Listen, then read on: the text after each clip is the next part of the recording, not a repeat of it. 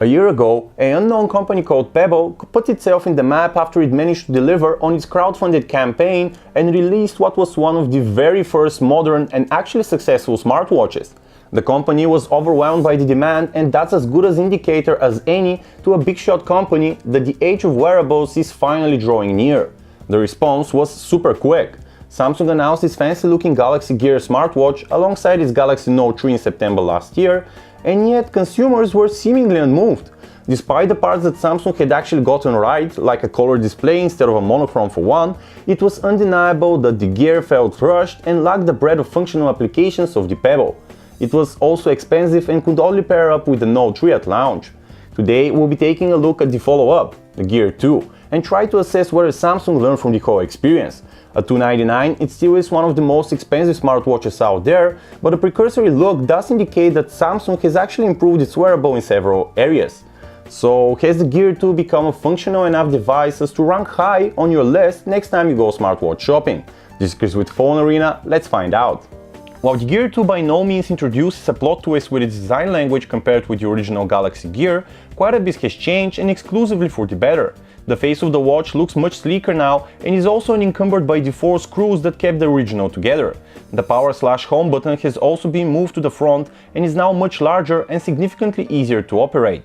As before, the viewable part of the face is all glass and metal and holds a 1.63-inch 320 by 320 pixel AMOLED display, which is both detailed enough and sufficiently bright for use even under direct sunlight. But the improvements in design didn't stop there.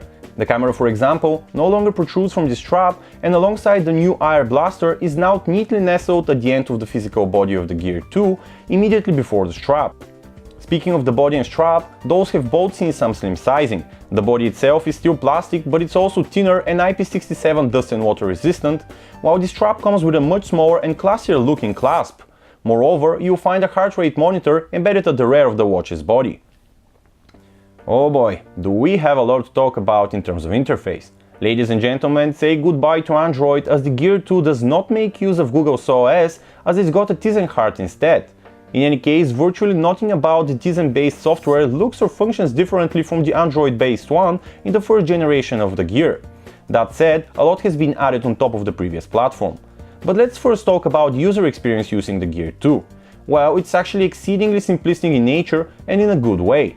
Unlike your non-smartwatch, for example, the display doesn't work all the time. By default, the display is set to wake up whenever it detects motion in an effort to try and guess movements reminiscent to when you raise your wrist to check the time as you would with a normal watch. Unfortunately, and at least in our opinion, it is too sensitive, so the display constantly powers on. This not only drains the battery unnecessarily, but can also be annoying and distracting. Looking at the home screen, it houses a time and date along with quick access to the camera, the pedometer and settings. Samsung provides you with a few choices here, and you can instead have the weather show up or even set up a fitness-centric home screen which constantly updates itself with the number of steps you've traveled. Navigating your Gear 2 is simple. You just swipe left and right to access different screens like you would on your smartphone. Whenever you need to quit an app or go back a step, you simply swipe from the top, and that's about it. The physical home button also works like its Android counterparts. A click will transport you directly to your chosen home screen unless you're inside an app, where it simply works like a back button. The UI has also been updated with the option to have a proper background image instead of just having a pick of several primary colors and a few secondaries. What's more, apps are now arranged in a 2x2 grid for each home screen, and you can rearrange them, which makes navigation that much easier. Alright, so let's talk functionality. The Messages app, as you can imagine, allows you to read the full text messages that you have received on your smartphone, and you can even reply using a number of preset templates with short answers, or even create your own. A dedicated email app synchronizes with the built-in Samsung mailbox on your device, allowing you to read the full contents of an email instead of just serving as a notification. You can again reply with preset answers, but nothing more. The Notification app contains each and every stored notification. These are not just snippets though. All the information from the notification you received on your device is usually available right from your Gear 2. What's more, thanks to a feature called Smart Relay, you can easily transition between the tiny notification window on the Gear 2 directly to your full-size device exactly where you left off. You also get dialer and contact apps built in, and they both are well implemented for the small screen and work well. For example, the dialer will recognize the number you're typing if you have it stored on your smartphone, and you can also use the numeric keypad to search and dial names directly in T9-like fashion. As for the Contacts app, you can easily navigate through your many contacts thanks to the alphabetical slider on the right. The rest of the built-in apps include the likes of S-Voice for voice commands, a timer, a stopwatch, voice memos, and a weather app, all of which were also present on the original Gear. The new one here are the Schedule app, which works in unison with your Samsung device's built-in calendar, and the Watch On Remote, which uses the built-in Air Blaster to control your TV and set-top box. Also new is the Heart Rate app, which allows you to take measurements of your heartbeat. Unfortunately, for it to work properly, you need to have the Gear 2 hugging your wrist bone, but not too tight nor too loose. Even then, however, it usually takes over 10 seconds for an actual reading, and those can be quite erratic too. There's also a new exercise app, by the way, which essentially uses the pedometer and your profile stats like age, height, weight and gender to provide approximations of the distance and the speed at which you're moving, along with a calorie counter. But what about third-party apps for the Gear 2? Well, there are some like Evernote, Feedly, Banjo, along with several watch faces, but the list is really short and a big portion of it isn't free. What's more, maps or turn-by-turn navigation still remain a mirage. Thankfully, apps that work with the Galaxy Gear will work with the Gear 2 as well. However, the small app ecosystem size continues to be by far the biggest issue we have with Samsung smartwatches. So, we've talked a lot about how the Gear 2 works in unison with your Samsung device, but how does the actual pairing happen? Well, first and foremost, you cannot pair up with just any Android device. Instead, the smartwatch is only compatible with Samsung devices, though the list has now grown to 18 different models, including the Galaxy S4 and S5, and even the Note 2 and Note 3.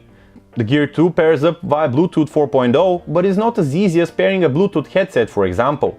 It requires you to download the Gear Manager app on your phone or tablet of the Samsung App Store and go through a few prompts. The rest is, for all intents and purposes, a completely automated process, but a bit time-consuming. The Gear 2 also ups the ante in the performance department with a speedier dual-core Samsung Exynos 3250 chip clocked at 1 GHz along with 512 MB of RAM. This is a sizable upgrade from the single-core processor on the original Galaxy Gear, which allows the Gear 2 to push through the fancier graphics and new interface at even faster speeds than its predecessor. Essentially, you're getting slightly better response times with the added benefit of all the extra functionality. We have experienced no scenarios where lag or hang-ups rear their ugly heads above the surface, and that's definitely a big plus for the Gear 2. In typical Samsung fashion, no part of the package is left untouched, and this extends to the camera too. The upgraded 2-megapixel autofocus shooter can take 1920x1080p snaps and shoot video in 720p. Yet, despite its undeniable spy appeal, the camera is hardly the work of a miracle. That said, it's adequate considering it's strapped onto a smartwatch of all things, but really nothing beyond that. As for video, 720p is the name of the game, though keep in mind that there is a 15 seconds cap of footage, likely to conserve space. The quality is once again poor by today's smartphone standards, but you can actually produce very workable clips when light is abundant. For all intents and purposes, there are exactly 3 multimedia apps to be found on the Gear 2. A gallery app and a music player, plus a separate media controller.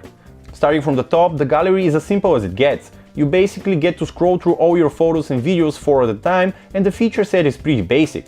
You can delete and share or set the image as a background for the watch, but nothing beyond that. The music player is a tad fancier and reminds us a lot of the built-in solutions that usually come with smartphones. It's still bare, but all the essentials are there: navigation and volume controls, and even a miniaturized and navigable playlist. In any case, it lets you play music that you have loaded on the Gear 2 via your computer. That said, keep in mind that you cannot connect a pair of headphones directly to the smartwatch, so you're actually left with the onboard loudspeaker. The Media Controller app, however, is way more reasonable. It allows you to easily control the volume or switch the tracks currently playing on your paired Samsung device without having to take it out of your pocket. You can dial contacts and even hold a call through the Gear 2, though it obviously still needs its trusty Samsung device Sidekick to do the actual placing of the call. The Gear 2 is just used as the loudspeaker and the microphone. If you do decide to take calls this way, prepare yourself for disappointment. The speaker does alright, though it's still very weak, so noisy areas actually render this option unfeasible. The tiny microphone, on the other hand, is what really disappointed us. Put into words, just imagine that you are within a giant steel tube inside a giant bathroom, because that's the way the other side will hear you. There is echo, there's distortion, there are bassy and growly voices, and zero of your voice's actual tonality. A 300 mAh cell is what powers the Gear 2, but don't sell it short just yet. Depending on your usage habits, it's actually capable of holding its ground for up to 4 or 5 days. If you like playing with your smartwatch, however, the very maximum you should expect is 3 days.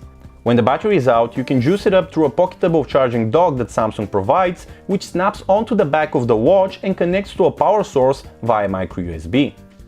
Samsung has carried out a number of improvements with the Gear 2 and pretty much all of them were for the better. We definitely like the design more, as the watch is both less bulky and lighter, but also less sporty with its looks. With the exception of the orange colored version, you can easily slap the Gear 2 even for a fancier occasion, though you still want a classic timepiece for the rare gala. Samsung has also bumped up the specs of a few internals, and the watch generally performs very well in terms of responsiveness and speed.